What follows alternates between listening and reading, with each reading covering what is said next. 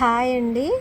ఈరోజు రెసిపీ వచ్చేసి మైసూర్ పప్పు పెసరపప్పు సేమ్ క్వాంటిటీ తీసుకొని పప్పు చేస్తున్నానండి. అంటే ఒక చిన్న గ్లాస్ తీసుకున్నాను, రెండు శుభ్రంగా కడిగి గాలిచ్చేసి బౌల్లోనే ఉడికిస్తున్నాను. ఎందుకనంటే కుక్కర్లో అవసరం లేదండి, రెండు కూడా తొందరగా ఉడుకుతాయి. ఇలా రెండు ఎందుకు కలిపి వండుతున్నానంటే గ్యాస్ ఫామ్ కాదండి. కందిపప్పు మైసూర్ పప్పు అలాగే పెసరపప్పు మైసూర్ పప్పు ఇలా రెండు కలిపి వండుకుంటే గ్యాస్ ఫామ్ కాదండి. పప్పు ఉడికింది, పచ్చిమిర్చి టమాటా కొంచెం పసుపు యాడ్ చేసుకున్నానండి. ఇక టమాటా వేసుకోగానే గల్లుప్పు వేసుకుంటే పప్పు తొందరగా ఉడుకుతుందండి, టమాటా కూడా మగ్గుతుంది. కొంచెం కారం యాడ్ చేసుకొని పప్పు గుత్తితో మెత్తగా చేసుకున్నానండి.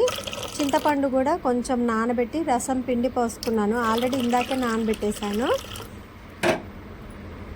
మంచిగా అయిపోయిందండి. దీంట్లో చింతపండు రసం సరిపడా వేసుకున్నాను. ఇక చిన్న గిన్నెలో ఇక మనం పోపుకి ప్రిపేర్ చేసుకున్నాం. వెల్లిపాయ, ఉల్లిగడ్డ అలాగే జీలకర్ర, కొంచెం కరివేపాకు వేసుకున్నానండి. కొంచెం ఇంగువ, రుచికి సరిపడా. చింతపండు వేసుకున్నప్పుడు ఇంగువ వేసుకుంటే ఫ్లేవర్ బాగుంటుందండి.